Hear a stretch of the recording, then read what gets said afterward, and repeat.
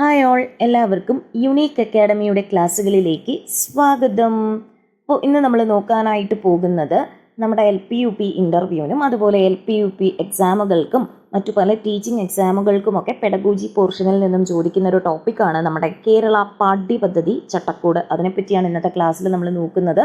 അപ്പോൾ Kerala curriculum framework 2007 കേട്ടോ, KCF 2007 എന്നും പറയാം. ഓക്കെ, അപ്പോൾ ഇന്ന് പെന്ന് വർക്ക് ചെയ്യുന്നില്ല, അപ്പോൾ അതുകൊണ്ട് ഞാൻ എഴുതുന്നില്ല കേട്ടോ, ഹൈലൈറ്റ് ചെയ്തിട്ടുണ്ട് പോയിന്റ്സ് ഒക്കെ. നോക്കാം. കേരള പാഠ്യപദ്ധതി ചട്ടക്കൂട് ആദ്യമായി തയ്യാറാക്കിയ വർഷം 2007. ഇപ്പോൾ 2007 കേരള പാഠ്യപദ്ധതി ചട്ടക്കൂട് ആദ്യമായി തയ്യാറാക്കിയത്. 2007 KCFിൻ്റെ അടിസ്ഥാന സമീപനങ്ങൾ ജ്ഞാനനിർമ്മിതിവാദവും അതുപോലെ വിമർശനാത്മക ബോധനശാസ്ത്രവുമാണ് അല്ലേ. കൊഗ്നീഷനും അതുപോലെ നമ്മുടെ കൺസ്ട്രക്റ്റിവിസത്തിനാണ് അല്ലേ, ജ്ഞാനനിർമ്മിതിവാദത്തിനും പിന്നെ വിമർശനാത്മക ബോധനശാസ്ത്രം നമ്മുടെ ക്രിട്ടിക്കൽ പെഡഗോജിക്കുമായിരുന്നു ഇവർ മുൻതൂക്കം നൽകിയിരുന്നത്. ഇനി ഈ 2007 KCFിൻ്റെ അടിസ്ഥാന ചതുർഭുജ സങ്കല്പങ്ങൾ അല്ലെങ്കിൽ 4 പില്ലേഴ്സ്, നമ്മുടെ 4 പില്ലേഴ്സ് ഓഫ് എഡ്യൂക്കേഷൻ, യുനെസ്കോയുടെ 4 പില്ലേഴ്സ് ഓഫ് എഡ്യൂക്കേഷൻ തന്നെയായിരുന്നു ഇവർ മുന്നോട്ട് വെച്ചത്. Learning to know, learning to do, learning to live together, learning to be. എന്തൊക്കെയാണ് ലേണിംഗ് ടു നോ അല്ലേ, നമ്മൾ അറിയാൻ പഠിക്കുക, നമ്മളൊരു കാര്യം അറിയാൻ പഠിക്കുക. ദെൻ ലേണിംഗ് ടു ഡു, നമ്മൾ ചെയ്യാൻ പഠിക്കുക അല്ലെ, അറിയുന്ന കാര്യം ചെയ്യാനായിട്ട് പഠിക്കുക. അതുപോലെ ലേണിംഗ് ടു ലിവ് ടുഗദർ, സഹജീവനത്തിന് പഠിക്കുക, നമ്മളൊരു സോഷ്യൽ ബീയിങ് ആണ് എന്നുള്ള ബോധം നമ്മളിൽ ഉളവാക്കുക. അതുപോലെ ലേണിംഗ് ടു ബി, അങ്ങനെ ആയി തീരാനായിട്ട് നമ്മൾ പഠിക്കുക. അപ്പോൾ ഇത്രയും 4 കാര്യങ്ങളാണ് 2007 KCFിൻ്റെ അടിസ്ഥാന ചതുർഭുജ സങ്കല്പങ്ങൾ എന്നറിയപ്പെടുന്നത്. അറിയാൻ പഠിക്കുക, ചെയ്യാൻ പഠിക്കുക, സഹജീവനത്തിന് പഠിക്കുക, ആയി തീരാൻ പഠിക്കുക. ഇനി 2007 KCF പ്രാധാന്യം കൊടുത്ത ബൗദ്ധിക ചിന്തയാണ് നമ്മുടെ ബഹുമുഖ ബുദ്ധി അല്ലെ. മൾട്ടിപ്പിൾ ഇൻ്റലിജൻസിനാണ് 2007 KCF പ്രാധാന്യം കൊടുത്ത ബൗദ്ധിക ചിന്ത എന്ന് പറയുന്നത് ബഹുമുഖ ബുദ്ധിയാണ്. ഈ 2007 കേരള പാഠ്യപദ്ധതി ചട്ടക്കൂട് പ്രകാരം അവിടുത്തെ പ്രധാന കേന്ദ്രം എന്ന് പറയുന്നത് പഠിതാവാണ് അല്ലെ. കുട്ടി ആരാണോ അവനാണ് പ്രധാന കേന്ദ്രം എന്ന് പറയുന്നത്. ഇനി 2007 KCF മുന്നോട്ട് വെച്ച പഠന രീതികളാണ് നമ്മുടെ കോപ്പറേറ്റീവ് ലേണിങ്ങും അതുപോലെ കൊളാബറേറ്റീവ് ലേണിങ്ങും. എന്തൊക്കെയാണ് കോപ്പറേറ്റീവ് ലേണിംഗ് എന്ന് പറഞ്ഞാൽ സഹകരണാത്മക പഠനവും അതുപോലെ കൊളാബറേറ്റീവ് ലേണിംഗ് എന്ന് പറഞ്ഞാൽ സഹവർത്തിത്വ പഠനത്തിനുമായിരുന്നു 2007 KCF മുന്നോട്ട് വെച്ച പഠന രീതികൾ എന്ന് പറയുന്നത് നമ്മുടെ കോപ്പറേറ്റീവ് ലേണിങ്ങും അതുപോലെ കൊളാബറേറ്റീവ് ലേണിങ്ങുമായിരുന്നു എന്ന് ഓർത്തു വയ്ക്കുക. ഇനി വിദ്യാർത്ഥികളിലെ സംഘപഠന പ്രവർത്തനങ്ങൾക്ക് മുൻതൂക്കം നൽകി അല്ലെ. ഇൻഡിവിജ്വൽ ആയിട്ടുള്ള ഓരോ കാര്യങ്ങളെക്കാളും അവരെന്താണ് ഗ്രൂപ്പ് വർക്കിനും അതുപോലെ സംഘപഠനത്തിനും എന്ത് ചെയ്തു, മുൻതൂക്കം നൽകി. ഇനി ബോധന രീതിയുടെ സമീപനം അല്ലെ, നമ്മുടെ ടീച്ചിങ്ങിന് വേണ്ടിയിട്ടുള്ള ഒരു സമീപനം എന്ന് പറയുന്നത് വിമർശനാത്മക ബോധന ശാസ്ത്രവും അതുപോലെ പ്രശ്നാധിഷ്ഠിത പഠന രീതിയുമാണ്. എങ്ങനെയാണ് നമ്മുടെ ക്രിട്ടിക്കൽ പെഡഗോജിയെ ആസ്പദമാക്കിയിട്ടുള്ള പഠന രീതിയും അതുപോലെ എങ്ങനെയാണ് നമ്മുടെ പ്രോബ്ലം ബേസ്ഡ് ലേണിങ്ങുമായിരുന്നു 2007 KCFിൻ്റെ ബോധന രീതി സമീപനം എന്ന് പറയുന്നത്. ഇവ കൂടാതെ ഈ വിമർശനാത്മക ബോധനശാസ്ത്രവും അതുപോലെ പ്രശ്നാധിഷ്ഠിത പഠന രീതിയും പ്രായോഗിക തലത്തിൽ എന്ത് ചെയ്യുക, എത്തിക്കുക. അതായത് അവർക്ക് ഒരു പ്രാക്ടിക്കബിൾ ആക്കുക എന്നുള്ളതായിരുന്നു കേട്ടോ അത് മുന്നോട്ട് വെച്ചത്. അത് നമ്മൾ പഠിച്ചാൽ മാത്രം പോരാ, അത് പ്രയോഗത്തിൽ വരുത്താനും കൂടി കുട്ടിക്ക് കഴിവുണ്ടായിരിക്കണമെന്നാണ് പറയുന്നത്.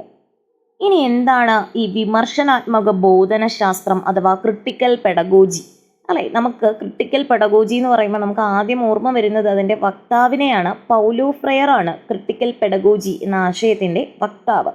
നമ്മൾ ക്രിട്ടിക്കൽ പെഡഗോജി അല്ലെങ്കിൽ വിമർശനാത്മക ബോധനശാസ്ത്രം എന്നൊക്കെ നമ്മളിങ്ങനെ പറയുന്നുണ്ട്, പക്ഷേ അതെന്താണ് എന്ന് നമുക്ക് വ്യക്തമായ ധാരണയുണ്ടായിരിക്കണം. നമുക്ക് നോക്കാം. മുതിർന്നവർ പകർന്നു നൽകുന്ന അറിവുകൾ അതേപടി സ്വീകരിക്കുന്ന സ്വീകർത്താക്കളല്ല കുട്ടികൾ, മറിച്ച് അവർ സാഹചര്യങ്ങളെയും ആശയങ്ങളെയും വിമർശനാത്മകമായി നോക്കിക്കാണുന്നവരാണ്. പ്രശ്നങ്ങളിൽ സാമൂഹ്യമായും ദാർശനികവുമായും നോക്കിക്കാണാനും വിമർശനാത്മകമായി സമീപിക്കാനും ഉതകുന്ന രീതിയാണ് ക്രിട്ടിക്കൽ പെഡഗോജി. അതായത് ക്രിട്ടിക്കൽ പെഡഗോജി മുന്നോട്ട് വെക്കുന്നത് നമുക്ക് മുതിർന്നവർ പറഞ്ഞു തരുന്ന കാര്യങ്ങൾ കുട്ടികൾ അതേപടി സ്വീകരിക്കുകയല്ല, മറിച്ച് അവർക്കൊരു വിഷയം കിട്ടിയാൽ അവർ ആ സാഹചര്യത്തെ പറ്റിയും ആശയത്തെ പറ്റിയും ക്രിട്ടിസൈസ് ചെയ്യാനും അതിനെ വിമർശനാത്മകമായി നോക്കിക്കാണാനും എന്ത് ചെയ്യണം, ശ്രമിക്കണമെന്നാണ് വിമർശനാത്മക ബോധനശാസ്ത്രത്തിൽ പറയുന്നത്. എന്തെങ്കിലും ഒരു കാര്യം കിട്ടിയാൽ അതിനെ സാമൂഹികമായും ദാർശനികവുമായി നോക്കിക്കാണാനുള്ള കഴിവ് എന്ത് ചെയ്യുക, കുട്ടികളിൽ വളർത്തിയെടുക്കുക. അല്ലേ, അവരെന്തിനും സംശയം ചോദിക്കുന്ന കണ്ടിട്ടില്ലേ, എല്ലാത്തിനെയും ക്രിട്ടിസൈസ് ചെയ്യുന്നു. ക്രിട്ടിസൈസ് എന്ന് പറഞ്ഞാൽ അതിനെ മോശമായ രീതിയിലൊന്നല്ല, അതിനുള്ള ഓരോ അവസരങ്ങളും അതിന് ചോദിക്കാൻ കഴിയുന്ന ഓരോ കാര്യങ്ങളും എന്ത് ചെയ്യുക, ചോദിക്കാനുള്ള എബിലിറ്റി കുട്ടിയിൽ വളർത്തിയെടുക്കണം. ഇനി 2007 KCF പ്രകാരം അധ്യാപകൻ ക്ലാസ് മുറികളിലെ ഏകാധിപതികൾ അഥവാ അറിവ് നിക്ഷേപകൻ എന്നതിൽ നിന്നും നമ്മുടെ ഫെസിലിറ്റേറ്ററും സ്കഫോൾഡറുമായി മാറ്റപ്പെട്ടു. എന്താണ്, അധ്യാപകൻ അതുവരെ ഒരു ബിഹേവിയറിസ്റ്റിക് അപ്രോച്ചിൽ അധ്യാപകൻ ടീച്ചർ ഡോമിനേറ്റഡ് ക്ലാസ് റൂംസ് ആണ്. അധ്യാപകൻ ക്ലാസ് റൂമിലെ ഏകാധിപതികളും അല്ലെങ്കിൽ താൻ അറിവിൻ്റെ നിറകുടമാണ് എന്നൊക്കെയുള്ള തോന്നലൊക്കെ മാറ്റി അധ്യാപകനെ ഒരു പ്രേരകനാക്കി മാറ്റാനായിട്ട് പറയുന്നുണ്ട്. ഒരു ഫെസിലിറ്റേറ്റർ ആക്കി മാറ്റുക, അതുപോലെ സ്കഫോൾഡർ ആക്കി മാറ്റുക, കൈത്താങ്ങ് നൽകുന്നവനുമാക്കി മാറ്റുക എന്നുള്ളതാണ് 2007 KCF പ്രകാരം അധ്യാപകനുള്ള റോൾ എന്ന് പറയുന്നത്. ഇനി 2007 KCFന്റെ പ്രായോഗിക സമീപനം എങ്ങനെയുള്ളതായിരിക്കണം എന്നാണ് പറയുന്നത്. പ്രവർത്തനാധിഷ്ഠിതവും പ്രക്രിയ ബന്ധിതവുമായിരിക്കണം. അല്ലേ, എന്ത് കാര്യങ്ങളായാലും പ്രവർത്തനാധിഷ്ഠിതവും അത് പ്രോസസ് ഓറിയൻറ്റഡും ആയിരിക്കണം. ആ പ്രക്രിയയുമായിട്ട് മാച്ച് ചെയ്ത് പോകത്തക്ക രീതിയിലുള്ള പ്രവർത്തനാധിഷ്ഠിതവും പ്രക്രിയാബന്ധിതവുമായിട്ടുള്ള സമീപനമാണ് 2007 KCF മുന്നോട്ട് വയ്ക്കുന്നത്. അതുപോലെ പഠനം എന്ന് പറയുന്നത് ക്ലാസ് മുറിക്കുള്ളിൽ മാത്രമല്ല നടക്കേണ്ടതെന്ന തിരിച്ചറിവ്. അല്ലെ, ക്ലാസ് മുറിക്കുള്ളിലെ 4 ചുവരുകളിൽ മാത്രമല്ല പഠനം നടക്കേണ്ടത് എന്ന തിരിച്ചറിവും കൂടി എന്ത് ചെയ്യുന്നുണ്ട്, 2007 KCF മുന്നോട്ട് വയ്ക്കുന്നുണ്ട്. ഇനി ശിശു സൗഹൃദപരമായ സമീപനം, അല്ലെ, ചൈൽഡ് സെൻറ്റേർഡ് ആയിട്ടുള്ള ഒരു സമീപനമാണ്. അതുപോലെ സമഗ്ര വികസനം ലക്ഷ്യമിടുന്ന പാഠ്യപദ്ധതിയാണ്. ഹോളിസ്റ്റിക് ഡെവലപ്മെൻ്റ് ആണ് ഇവിടെ ഉദ്ദേശിക്കുന്നത്. എല്ലാ രീതിയിലുമുള്ള കുട്ടിയുടെ സമഗ്രമായ വികസനമാണ് 2007 KCF മുന്നോട്ട് വയ്ക്കുന്നത്. അതുപോലെ നിരന്തരവും സമഗ്രവുമായ വിലയിരുത്തൽ രീതി, നമ്മുടെ കണ്ടിന്യൂസ് ആൻഡ് കോംപ്രിഹെൻസീവ് ഇവാലുവേഷനുമാണ് നമ്മുടെ 2007 KCF മുന്നോട്ട് വയ്ക്കുന്ന പ്രായോഗിക സമീപനം എന്ന് പറയുന്നത്. ഒരിക്കൽ കൂടെ പറയാം, എങ്ങനെയായിരിക്കണം പഠനം? പ്രവർത്തനാധിഷ്ഠിതവും പ്രക്രിയാബന്ധിതവുമായിരിക്കണം. അതുപോലെ പഠനം ക്ലാസ് മുറിക്കുള്ളിൽ മാത്രമല്ല നടക്കേണ്ടതെന്ന തിരിച്ചറിവുണ്ടായിരിക്കണം. ചൈൽഡ് സെൻറ്റേർഡ് ആയിട്ടുള്ള ഒരു അപ്രോച്ച് ആയിരിക്കണം സ്വീകരിക്കേണ്ടത്. കുട്ടിയുടെ ഹോളിസ്റ്റിക് ഡെവലപ്മെൻറ്റ് ലക്ഷ്യമിടുന്ന പാഠ്യപദ്ധതി വേണം സ്വീകരിക്കാനായിട്ട്. അതുപോലെ കണ്ടിന്യൂസ് ആൻഡ് കോംപ്രിഹെൻസീവ് ഇവാലുവേഷൻ എന്ത് ചെയ്യുക, മുൻതൂക്കം നൽകി, നിരന്തരവും സമഗ്രവുമായ വിലയിരുത്തലിന് മുൻതൂക്കം നൽകി. ഇനി നമ്മുടെ 2007 KCF മുന്നോട്ട് വയ്ക്കുന്ന വിദ്യാഭ്യാസ ലക്ഷ്യങ്ങൾ എന്തൊക്കെയാണ്? അല്ലെ, വിദ്യാഭ്യാസം ചില ലക്ഷ്യങ്ങൾ മുന്നോട്ട് വയ്ക്കുന്നുണ്ട്. അതാണ് KCFന്റെ അഭിപ്രായ പ്രകാരമുള്ള ചില വിദ്യാഭ്യാസ ലക്ഷ്യങ്ങൾ കൂടി നമ്മൾ അറിഞ്ഞിരിക്കണം. നമുക്ക് നോക്കാം. സാമൂഹ്യ നീതിക്ക് വേണ്ടിയുള്ള വിദ്യാഭ്യാസം, അല്ലെ, സോഷ്യൽ ജസ്റ്റിസ്. എന്തെങ്കിലും ഒരു കാര്യം കണ്ടാലും നീതിക്കനുസരിച്ച് പെരുമാറാനുള്ള കഴിവ് കുട്ടിയിൽ എന്ത് ചെയ്യുക, വളർത്തിയെടുക്കാൻ കഴിയുന്ന രീതിയിലുള്ള വിദ്യാഭ്യാസമാണ് നമ്മൾ സ്വീകരിക്കേണ്ടത്. അതുപോലെ ഉത്തരവാദിത്വ പൗരത്വം വികസിപ്പിക്കാനുള്ള വിദ്യാഭ്യാസം, അല്ലെ, താനൊരു ഉത്തരവാദിത്വമുള്ള ഒരു പൗരനാണ് എന്ന് ഓരോ കുട്ടിയും തിരിച്ചറിയണം. അതുപോലെ ദേശീയ ബോധം വളർത്താനുള്ള തരത്തിലുള്ള വിദ്യാഭ്യാസമായിരിക്കണം. തൊഴിൽ നൈപുണി, പുളിയല്ല കേട്ടോ, അത് സ്പെല്ലിംഗ് മിസ്റ്റേക്കാണേ, നൈപുണിയാണേ.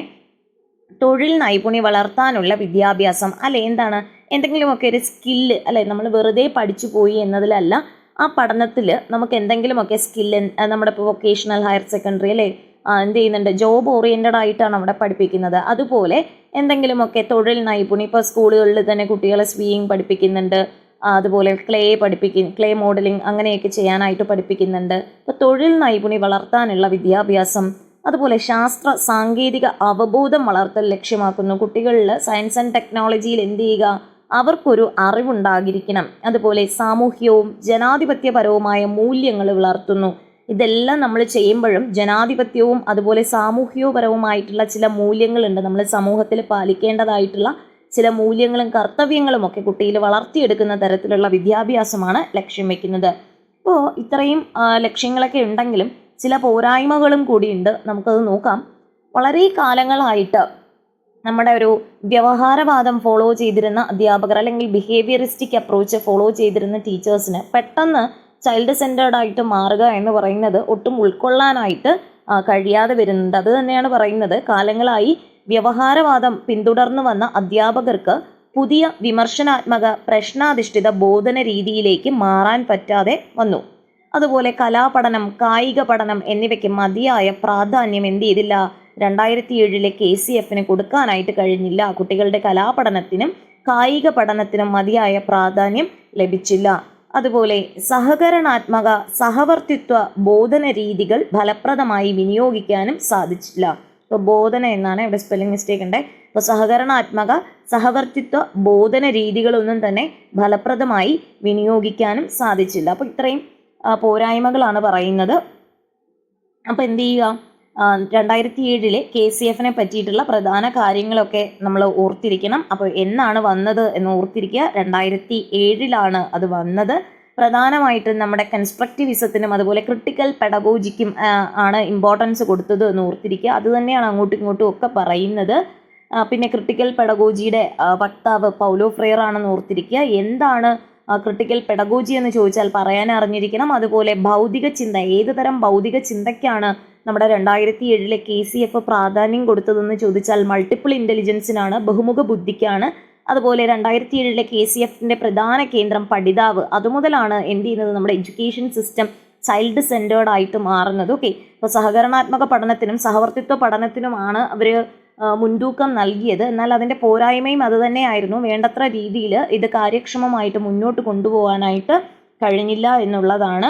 ഓക്കെ, അധ്യാപകൻ നമ്മുടെ 2007 KCF പ്രകാരം അധ്യാപകൻ എങ്ങനെയായിരിക്കണം? അധ്യാപകൻ ഒരു ഫെസിലിറ്റേറ്ററും സ്കെഫോൾഡറും ആയിരിക്കണം, അല്ലേ? ഒരു പ്രേരകനും കൈത്താങ്ങ് നൽകുന്നവനുമായിരിക്കണം. പിന്നെ എന്താണ്, പ്രായോഗിക സമീപനങ്ങൾ എത്തരത്തിലുള്ളതാണ്, അതുപോലെ വിദ്യാഭ്യാസ ലക്ഷ്യങ്ങൾ, അതിൻ്റെ പോരായ്മകളൊക്കെയാണ് നമ്മൾ പറഞ്ഞത്. അപ്പോൾ ഇത്രയും കാര്യങ്ങളാണ് നമുക്ക് 2007 നമുക്ക് KCFനെ പറ്റി, അല്ലെങ്കിൽ കേരള കരിക്കുലം ഫ്രെയിംവർക്ക്, കേരള പാഠ്യപദ്ധതി ചട്ടക്കൂടിനെ പറ്റി നമ്മൾ അറിഞ്ഞിരിക്കേണ്ടതായിട്ടുള്ള ബേസിക് ഫാക്ട്സ് എന്ന് പറയുന്നത്.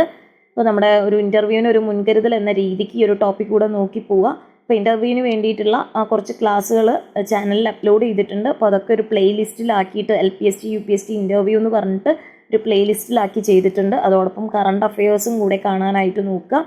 പിന്നെ SCERT, പുതിയ SCERTയുടെ ക്ലാസ്സുകളും നമ്മുടെ ചാനലിൽ പ്രൊവൈഡ് ചെയ്യുന്നുണ്ട്. നിങ്ങളതൊക്കെ കാണാനായിട്ട് നോക്കുക. ഓക്കെ, അപ്പോൾ എല്ലാവരും നന്നായിട്ട് പഠിക്കുക, റിവൈസ് ചെയ്യുക. Happy learning. Thank you all.